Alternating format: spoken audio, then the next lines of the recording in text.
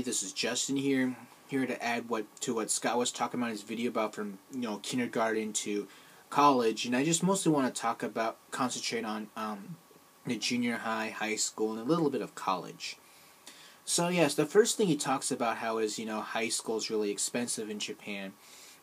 Before that, I'm sorry, scratch that for a second. I'll get back to that later. He talks about how high school is legally optional in Japan.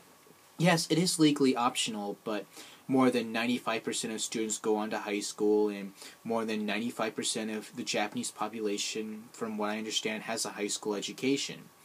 So even though there's that, it's cool that students still choose to go on. But of course, I have taught the high school level before, and I have seen instances, at least 4 instances, where students chose to drop out, because of personal reasons, or they were just bored of school. That does happen. And I've had one student where he got expelled. And, yes, that does happen. And next, about the whole it being expensive. Yes, until just a couple of years ago, you had to pay tuition to go to high school. And when Hatoyama became prime minister, he was prime minister, 2 prime ministers ago, 2 years ago, upon the uploading of this video, one of his campaign promises was to get rid of high school tuition, and that became policy either just last year or in 2010.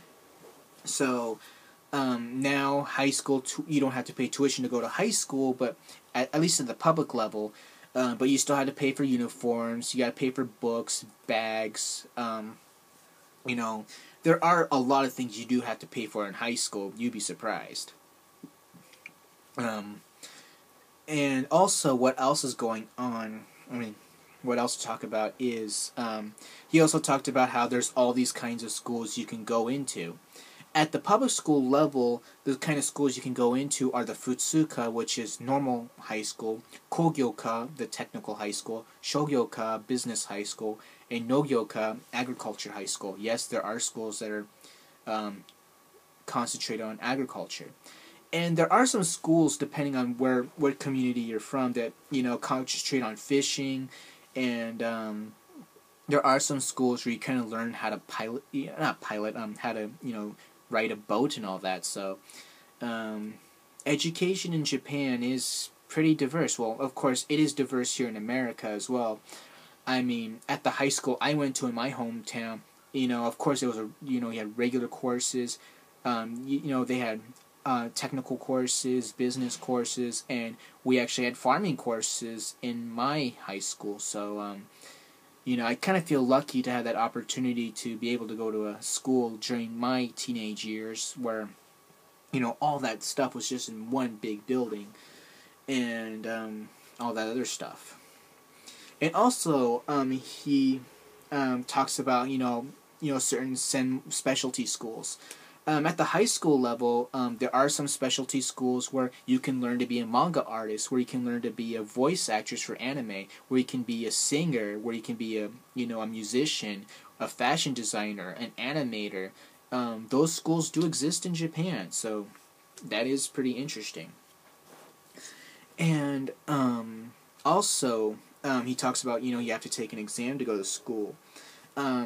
Yes, you do have to take the exams, but along with it being optional, normally in America or wherever country you may be from, it may be different, but at least speaking as an American, at the public school level, you have the option of going to a high school, that's closest to your house or is within your district boundaries.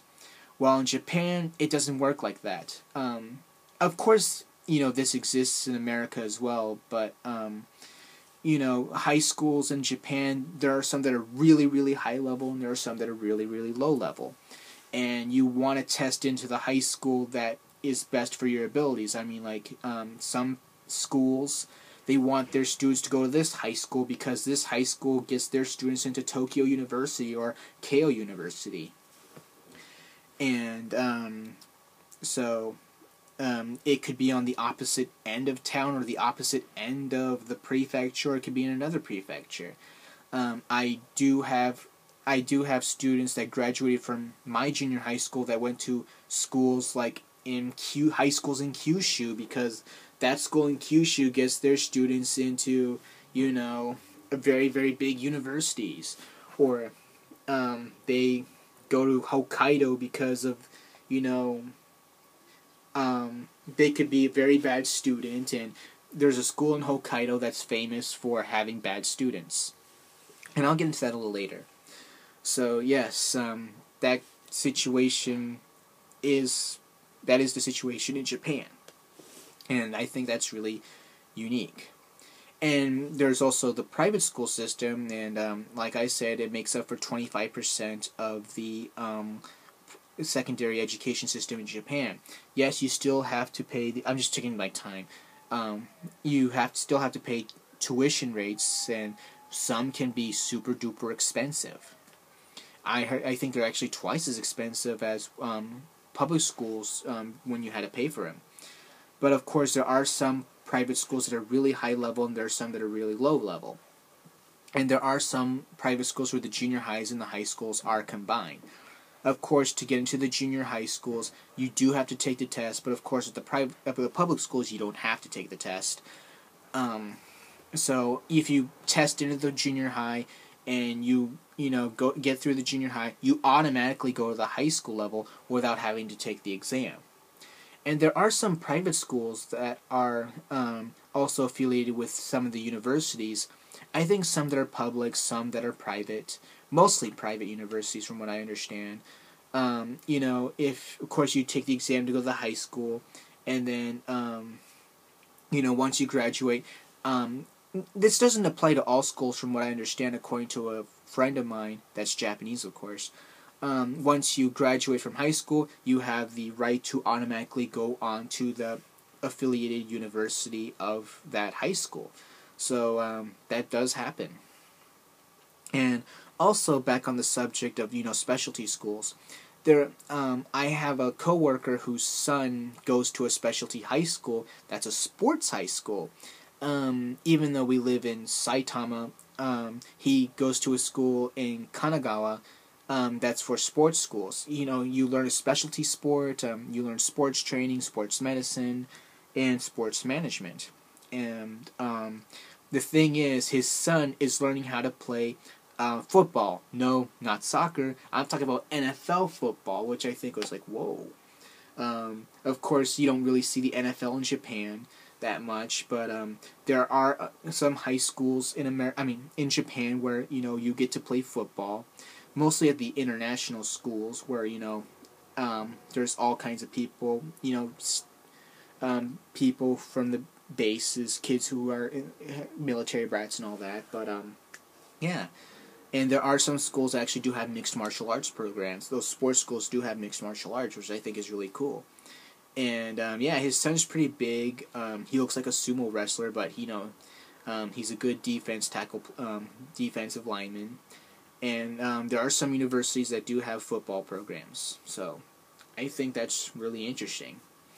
And of course, Scott talks about, you can mess around with the kids. But of course, if you're doing it at the junior high or high school level, of course you don't really do that. But on the equivalent of that, you can participate in their club activities. You can play baseball with them, or you can play basketball, volleyball, handball. At one high school I taught at before, it had a boxing team. I actually participated in that, and two of our kids, two of them got third place at the All Japan National Inter-High Tournament, which I think was really cool. And of course, there's karate, judo, kendo. So being able to participate in something like that, that also does build confidence with the students, build relations with the school. So, if you ever choose to come to Japan and do this kind of work, and if you're teaching at least in a junior high or high school level, participate in a club, which suits your abilities or your interests. And of course, if you're the elementary or kindergarten level, just play around with them. Just like how you'd play around with your little brother, your little sister, your niece or nephew, something like that. I mean, I mess around with my sister's nephews a lot. I mean, kids a lot. My nephews a lot. So that it does get pretty fun. People do appreciate that, but once again, every situation is different, and if you ever choose to come to Japan and teach English at a school, you could be teaching at all these kinds of schools. You could be teaching at a sports school. You could be teaching at a private school if you choose to do that. Anything can happen. You always got to keep an open mind. But also, one more thing. There are actually private schools in Japan where it does have a Korean curriculum. I mean, Japan has a history of, having Koreans, and some of these Koreans in Japan are actually third and fourth generation, and they actually have schools for these particular individuals. And some of these schools are actually funded by the North Korean government. I mean, these schools existed before World War II, but after World War II, I mean, they had nothing, and then Kim Sung-il come along and supported these schools. And, of course, these schools have created controversy. And also, he talks about, once again, on the whole subject of, money in high schools. Yes, I did have a friend who was from a more underprivileged background. She's from Kyoto, and she went to a very elite private school in Kyoto, and now she graduated from Ritsumeikan University, and she was able to attend high school on a scholarship, or something like equivalent of a scholarship. So, all these things are possible in Japan. So, that's what I wanted to add to Scott's video. And if you have anything to say, make your own video or make a comment. Alright, thanks.